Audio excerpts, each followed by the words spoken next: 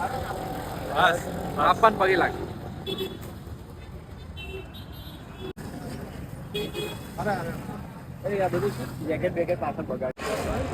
અજય, પેલા તો ખૂબ ખૂબ કોંગ્રેચ્યુલેશન.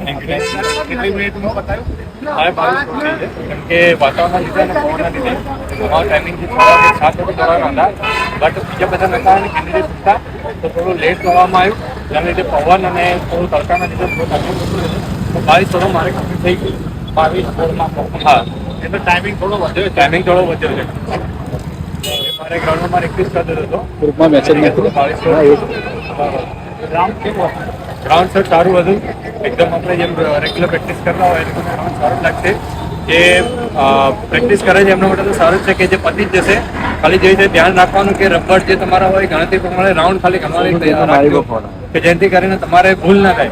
એક બે જણા એવા કેન્ડિડેટ હતા કે જેમને 12 રાઉન્ડ મારીને બેસી ગયા છે, પણ એવી ભૂલ ના કરતા. અહીંયા 12 રાઉન્ડ કોઈ છે નહીં. જેવી અફવા ફેલાઈ છે યુટ્યુબ ઉપર ને એવી જગ્યાએ કે 12 રાઉન્ડ છે, 12 રાઉન્ડ છે નહીં. અહીંયા 13 રાઉન્ડ જ મારવાના છે નડિયાદના. એટલે ધ્યાન રાખજો કે 13 રાઉન્ડ છે.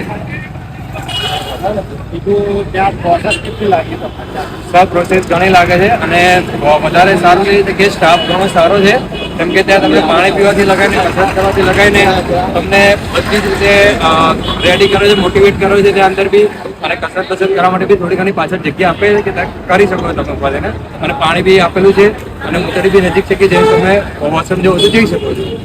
ઠંડીની કોઈ હા સર, ઠંડીની અસર ઘણી છે. કેમ કે થોડોક ટાઈમિંગ વધી જતા જે સવારનો ટાઈમિંગ હતો એ 6 વાગે ચાલુ કર્યું. 6 વાગે સ્ટાર્ટ કર્યું. એ લોકોનો લોટ પતે પાસ થાય પછી બીજા લોટને બોલાતા.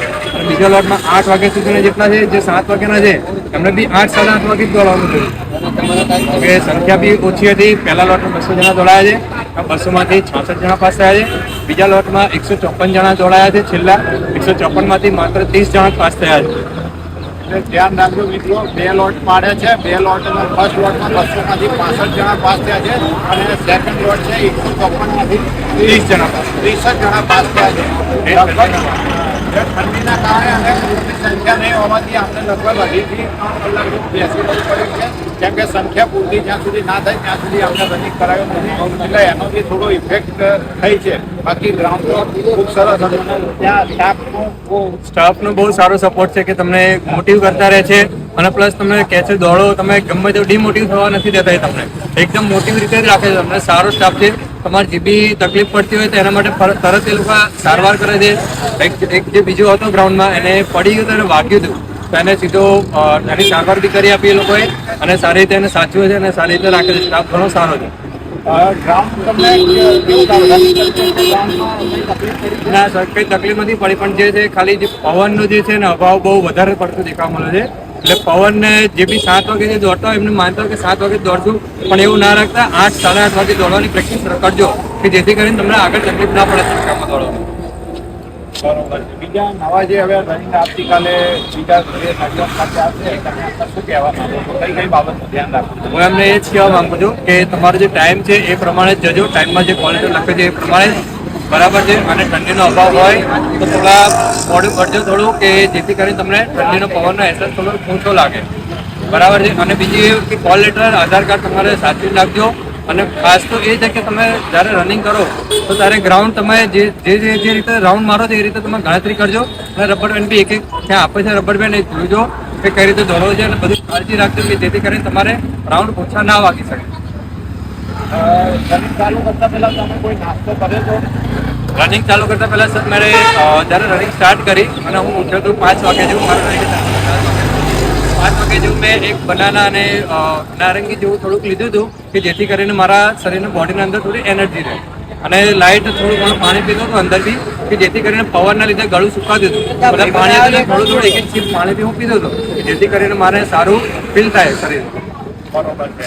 એમની પ્રોસેસ કઈ રીતની હોય છે? તમે જે શરૂઆતમાં જાઓ છો પહેલાં માને છે કે પછી પહેલાં કોઈ તકલીફ જેવી લાગી હોય તમને, કોકને સજેશન માટે તમને કામ લાગે, કોઈ એવી તકલીફ તમને પડી હોય જે બીજા મિત્રો આવે રિપીટ ના કરે? એવી કોઈ તકલીફ નથી. શાંતિવાળું ગ્રાઉન્ડ છે. તમે ખાલી તમારા માઇન્ડથી દોડજો કે ના મારે રાઉન્ડ મારવા છે.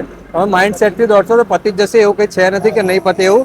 અને બની શકે તો તમારે જે દિવસે આગળના દિવસે રાઉન્ડ હોય, જાણે કે કાલે એક્ઝામ હોય, તો એક દિવસ અગાઉ આવીને અહીંયા હોસ્ટેલની બી સુવિધા કરેલી છે. ત્યાં જમવા રહેવા કરવાની બધી સુવિધા છે, બરાબર છે. ત્યાં તમને એ લોકો ગ્રાઉન્ડ સુધી બી પહોંચાડી આપશે, ત્યાં સુધી એમની ગાડીમાં મૂકી જશે તમને. અહીંયા આવીને એ લોકો તમને પછી અહીંયાથી એન્ટ્રી લઈને તમે પછી ત્યાં એન્ટ્રી તમારું વેરિફિકેશન કરશે. કોલ લેટર માપ્યા બાદ પછી તમને બેસાડી રાખશે. જ્યાં સુધી 200 સંખ્યા ના થાય ત્યાં સુધી 200 સંખ્યા બાદ તમને રનિંગ માટે કહેશે કે હો તૈયાર થઈ જાઓ. રનિંગ કર્યા પછી તમારે સ્ટાર્ટ કહેશે. અને સ્ટાર્ટમાં બી એવું છે કે એક એક લાઈન જવા દેશે, એટલે એવું કંઈ છે નહીં કે ટોળું છે ગોચરમ બસી દેશે કે આમ મારી દેશે, એવું કશું નથી. લાઈનસર બધાને એક એક મોકલે છે, બરાબર છે. અને રનિંગ પત્યા બાદ બધાનું રનિંગ થઈ જાય પછી બેસાડીને રિઝલ્ટ આપે છે. રિઝલ્ટમાં બધાના ચેસ્ટ નંબર બોલે છે, જે ચેસ્ટ નંબર લગાવેલા હોય છે. ચેસ્ટ નંબર લગાવ્યા બાદ તમારે પાસનો સિક્કો મારીને પછી તમારે હાઇટ અને ચેસ્ટ માપવાની હોય છે. એમાં હાઇટ પહેલાં લે છે, હાઇટ માપ્યા બાદ તમને ચેસ્ટ લે છે.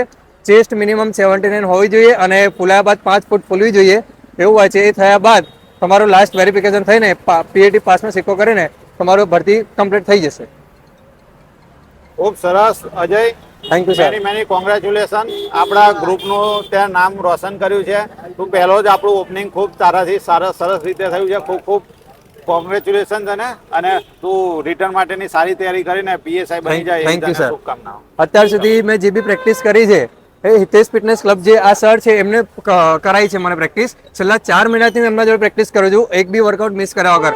જો તમે વર્કઆઉટ કમ્પ્લીટ કરશો અને આ સર જે તમારે જે કોઈ બી તકલીફ પડતી હોય ભરતી માટે, કે ગમે તેવી કોઈ પ્રોબ્લેમ હોય કે કોઈ બી ઇસ્યુ હોય, કોઈ બી ક્વેશ્ચન હોય, તો તમે આ સરનો સંપર્ક કરી શકો છો. એમનો હિતેશ કુમાર ફિટનેસ ક્લબનું નામનું એક ચેનલ બી છે. અને બસ કંઈ નહીં, વધારે નહીં કહું. અમને જે વિડીયો છે અને લાઈક કરો, શેર કરો અને સબસ્ક્રાઈબ કરજો. Thank you.